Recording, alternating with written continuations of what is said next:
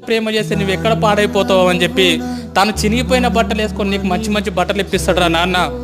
పాపం తను పరిగికో వికారాబాద్కో పంట మొత్తం తీసుకొని వచ్చిన తర్వాత పంట అమ్మిన తర్వాత ఒక 10,000 జేబులో పెట్టుకొని ఇంటికి వెళ్తా ఉంటే మధ్యాహ్నం 3 అవుతా ఉంటుంది, ఆకలి అవుతా ఉంటుంది నాన్నకు బాగా. నాన్న తిందామని చెప్పి ఒక రెస్టారెంట్ ముందర నిలబడి లోపలికి పోయి బిర్యానీ ఎంత ఉందని చెప్పి చూస్తే 250 రూపాయలు ఉంటుంది. నాన్నకు ఆకలి అవుతూ ఉంటుంది, పేగులు మాడిపోతూ ఉంటాయి.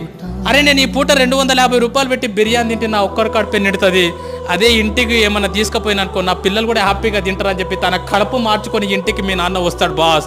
రియల్గా మన నాన్న హీరో కదా. ఎన్నోసార్లు ఒక్కసారి ఇంటికి వెళ్ళిన తర్వాత నాన్న నీతో ఫ్రీగా ఉంటే అడగండి, నాన్న నీకు ఎన్ని కష్టాలు ఉన్నాయని చెప్పి పెద్ద చిట్టా చెప్తాడు బాస్. ఎన్నో అప్పులు ఉన్నాయి నాన్నకు, ఎన్నో ప్రాబ్లమ్స్ ఉన్నాయి నాన్నకు. అమ్మ మీరు ఆడపిల్లలాగా పుట్టినరు, రియల్గా మీ అమ్మ నాన్నకు సెల్యూట్, మిమ్మల్ని చదివిపిస్తున్నారు. రియల్గా సెల్యూట్ వాళ్ళకి. ఎందుకంటే ఆడపిల్ల పుట్టిందని చెప్పి చాలామంది బాధపడతా ఉన్నారు.